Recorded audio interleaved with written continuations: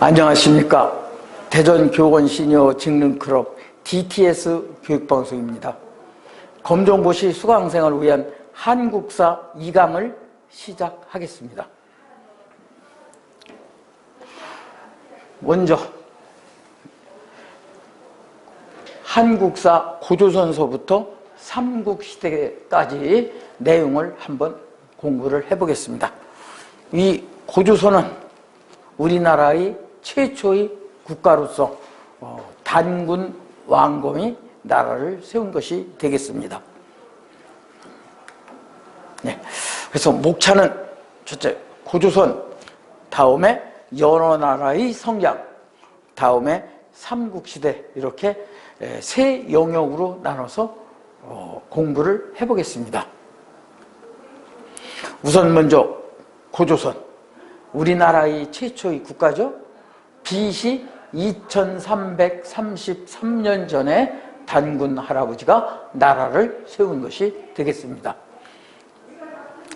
그래서 고조선이 건국과 성장해서 건국은, 고조선은 청동기 문화를 바탕으로 고조선이 성립됐습니다.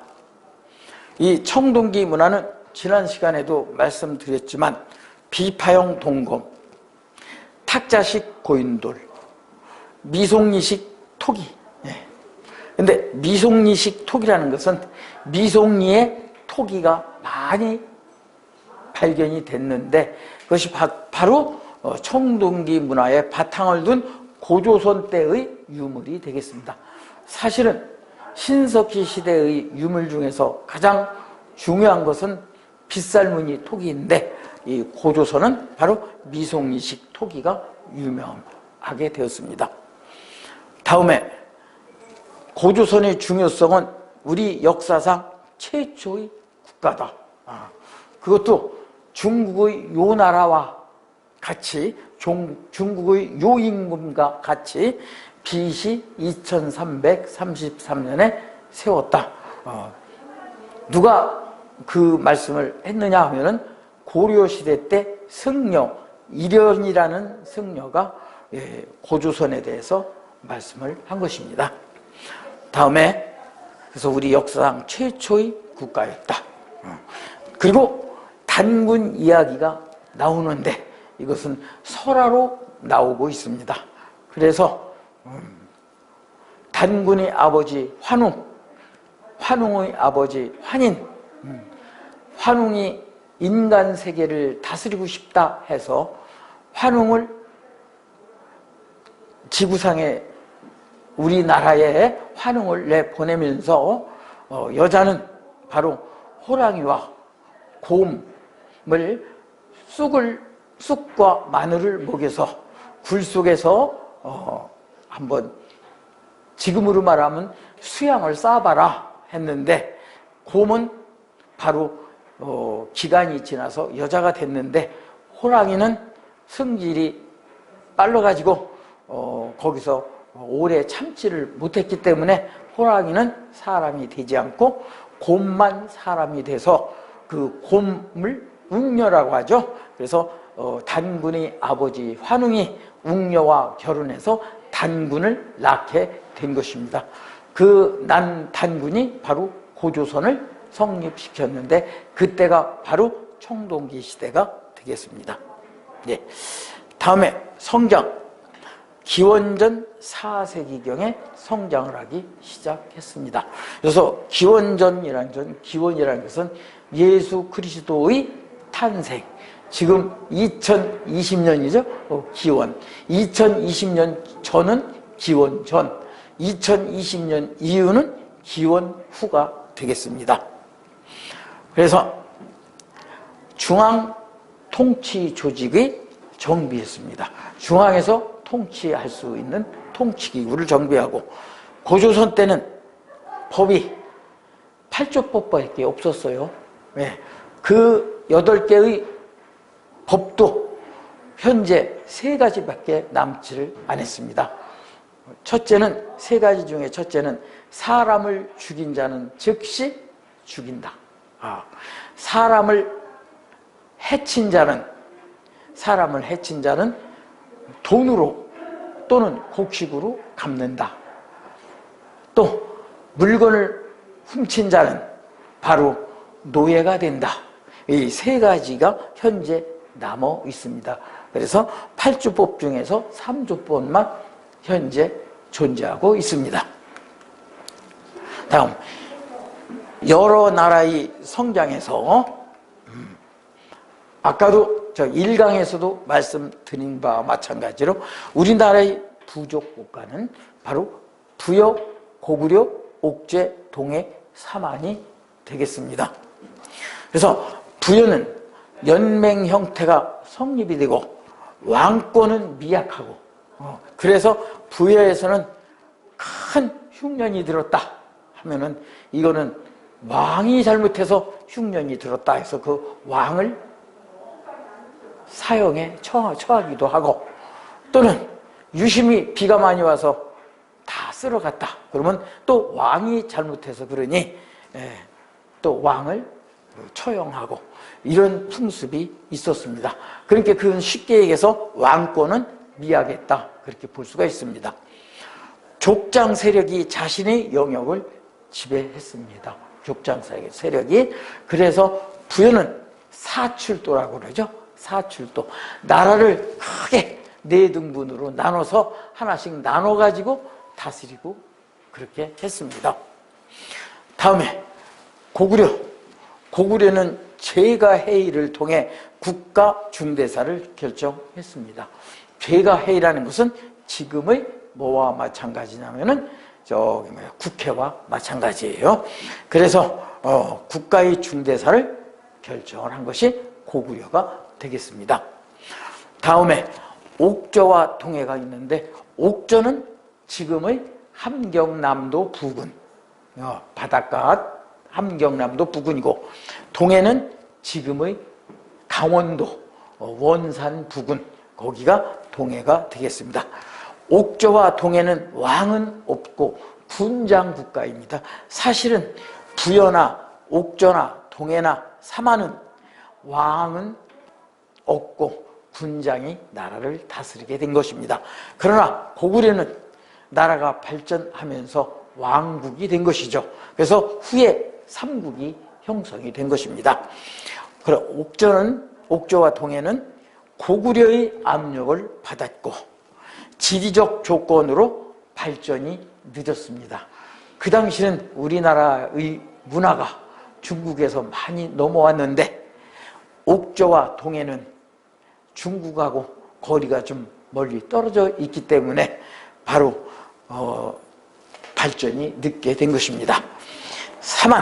사만은 마한, 변한, 진안 이렇게 해서 지금의 충청도 마한 이렇게 보죠.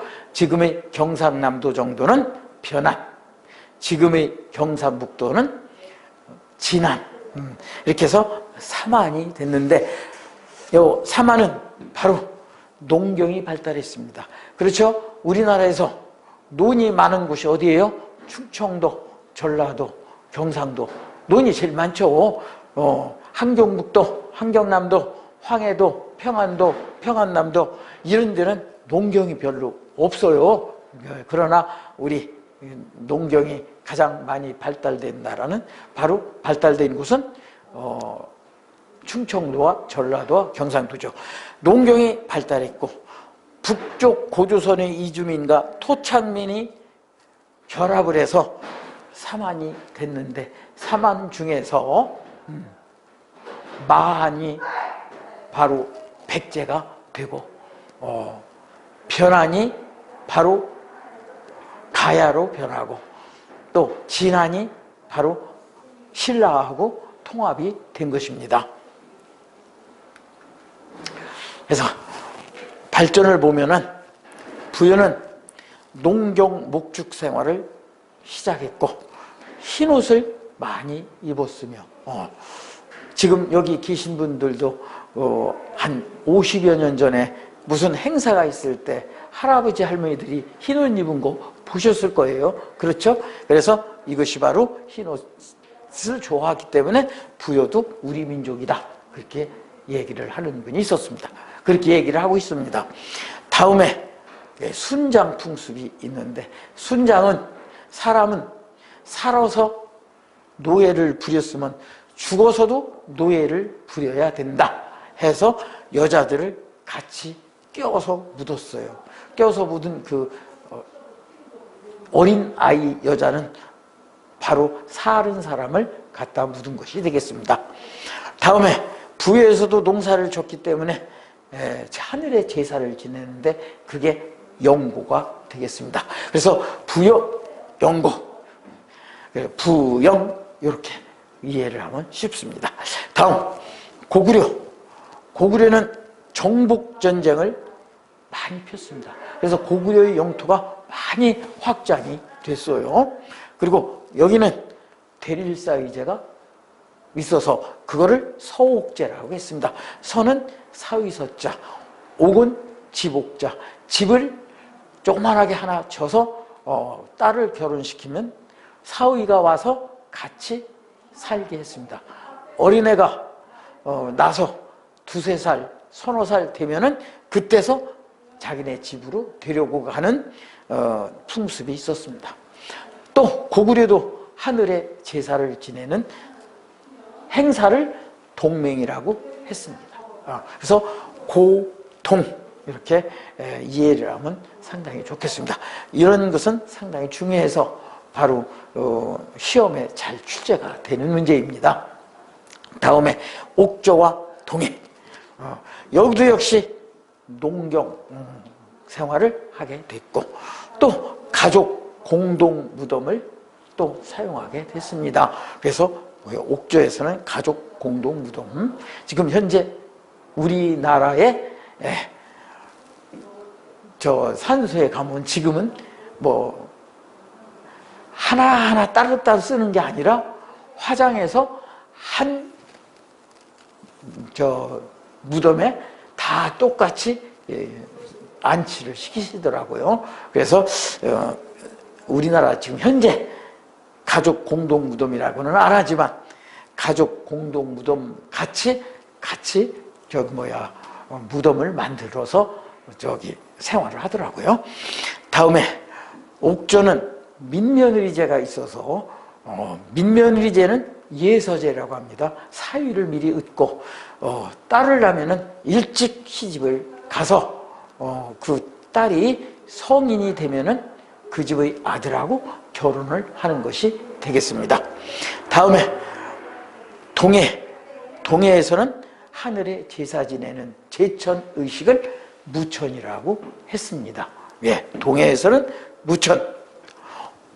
또 고구려에서는 동맹, 부여에서는 영고.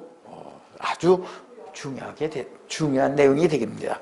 다음 사만에서는 바로 마한, 변한, 진한. 사만은 뭐가 많이 나왔느냐면 철이 많이 나왔는데, 생산이 됐는데 이 철을 수출하게 됐는데 일본과 낭랑으로 주로 수출을 했다, 그것이에요. 일본은 잘 아는데 낭랑은 뭐냐 하면은 평양에 중국 한나라가 우리나라를 쳐들어와서 한사군을 설치했어요. 그 중에 한나라가 바로 낭랑이 되겠습니다. 자, 다음에 천군과 소도가 있었다. 그래서 재정분리사회였다. 천군, 나라를 다스리고, 소도, 하늘의 제사를 지내고, 고조선은 천군과 소도, 그렇게 쉽게 해서 고조선은 재정일치사회였는데 사만은 재정분리사회다, 그거예요. 정치와 제사를 분리했다, 그거예요. 그리고 사만은 또 계절제를 실시했습니다. 그래서 1년에 2번 하늘의 제사를 지냈습니다. 봄에 농사를 잘 짓게 해주십시오 하고서 제사를 지내고, 가을에 고맙습니다 하고서 제사를 지내고 2번 지내게 된 것입니다. 근데 우리나라는 지금 저도 기억이 나는데, 저희 어머니도 한 60여 년 전에는 농사를 져서 떡을 찌면은 그 떡을 주방에다 놓고 동서남북에다 절하고 또 장독에다 두고서 또 동서남북에다 절하고 그렇게 절하는 것을 봤습니다. 그런 것은 바로 옛날부터 내려오는 그 하늘에 대한 제사가 되겠습니다. 자, 초기 철기 시대의 여러 나라다 하면은 우리나라는 이렇게 돼 있죠. 이야, 백두산에서 물이 내려가요. 이게 무슨 강인가 알 수 있어요? 두만강이 되겠습니다. 두만강. 그리고 백두산에서 또 이렇게 황해로 물이 내려가요. 이것은 무슨 강이에요? 예, 압록강이 되겠습니다. 이게 바로 지금 현재 우리나라의 지도가 되는데 실제는 이게 다음에도 나올 테지만은 두만강과 이 압록강 이남이 우리나라가 된 것은 바로 조선시대 때 4대 임금 세종대왕 때 이런 경계를 우리나라의 경계를 확정 지은 것이 되겠습니다.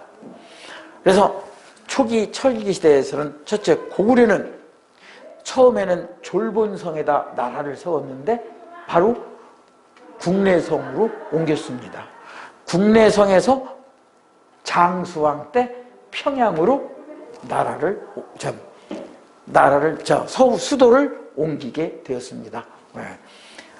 국내성에서 평양성으로 옮긴 왕은 누구라고 그랬죠? 장수왕이 되겠습니다.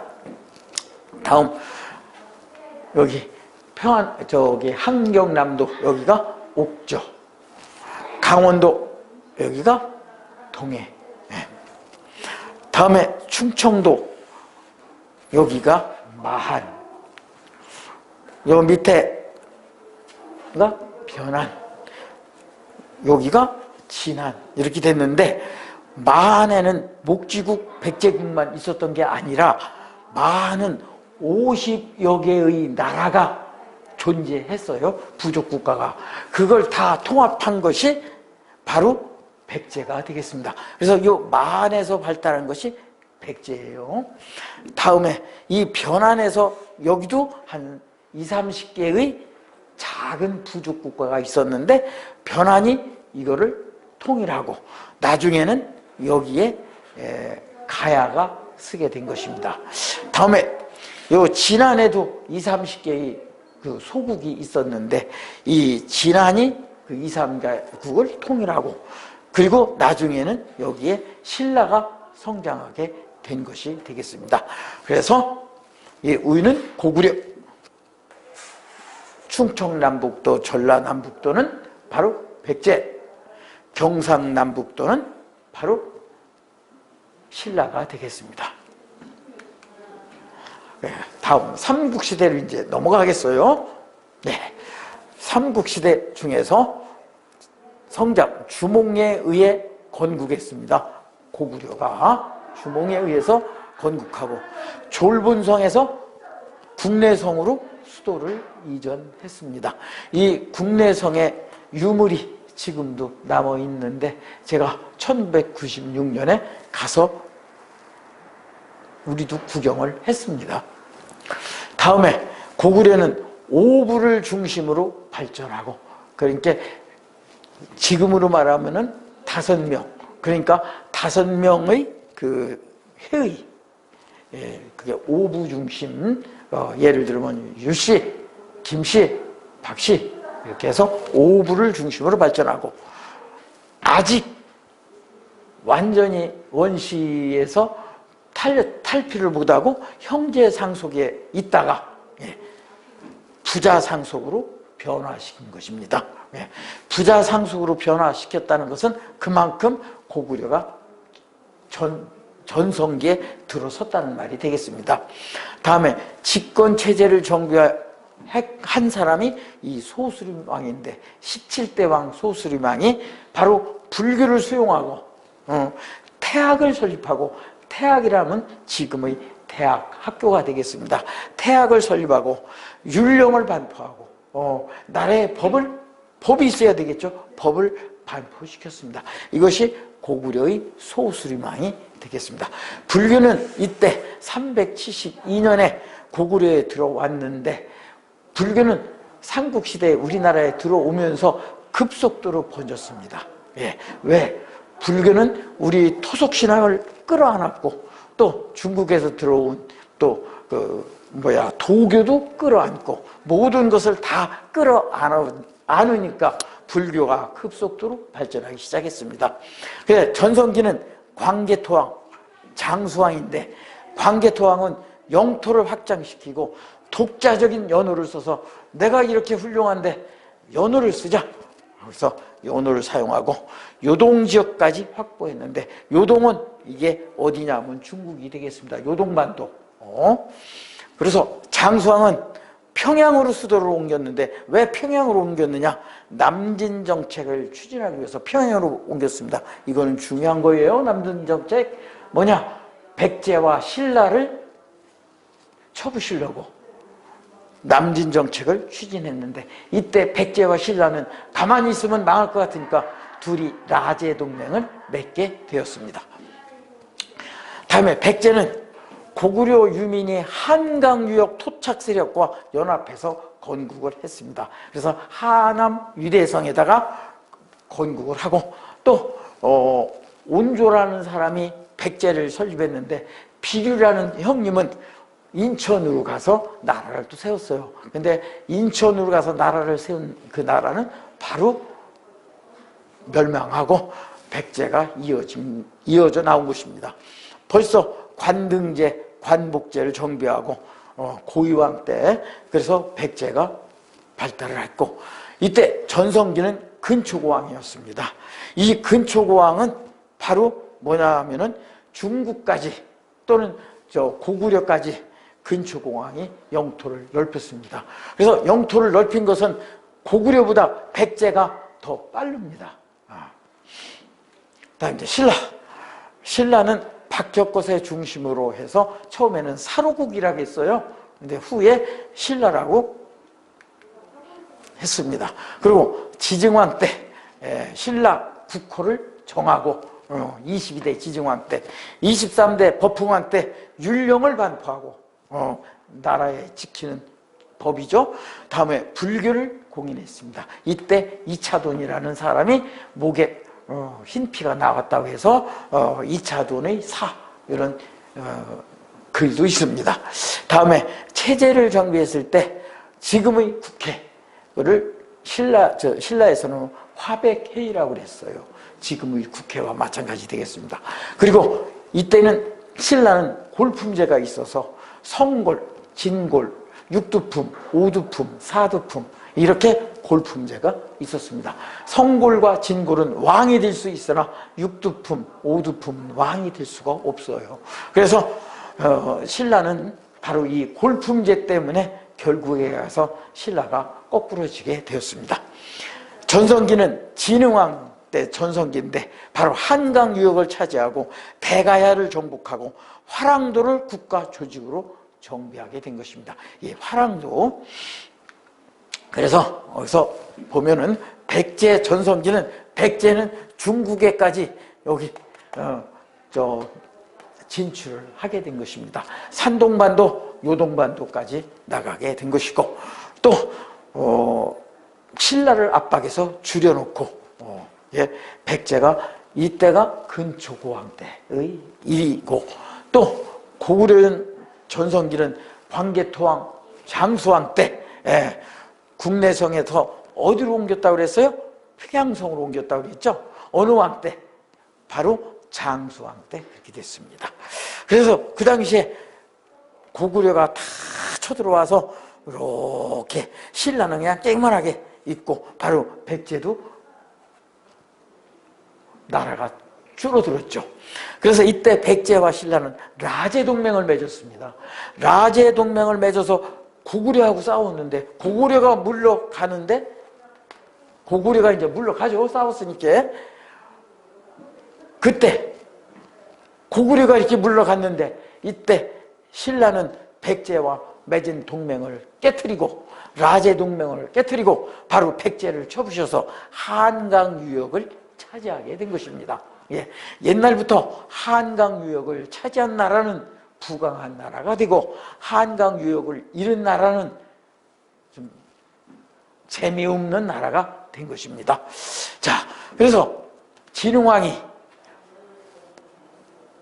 이 영토를 확장을 하고서 순수비를 세웠어요. 순수비는 뭐냐? 내가 얼마나 많은 땅을 차지했는지 한번 가보자. 그게 순수. 마운령까지 가서 마운령비를 세우고, 황초령까지 가서 황초령비를 세우고, 북한산까지 가서 북한산비를 세우고, 여기가 가야 땅이었거든요. 가야 땅에 가서 창녕비를 세우고, 이게 순수비가 되겠습니다. 네. 그래서 보면 나라를 건국한 왕은 고구려는 주몽, 백제는 온조, 비류, 신라는 박혁거세. 그래서 신라는 왕이 박석김, 박씨가 됐고 석씨가 됐고 김씨가 됐습니다. 예. 그리고 전성기는 백제, 고구려, 신라로 이어지게 됐습니다. 이상 제 강의를 끝마치겠습니다. 감사합니다.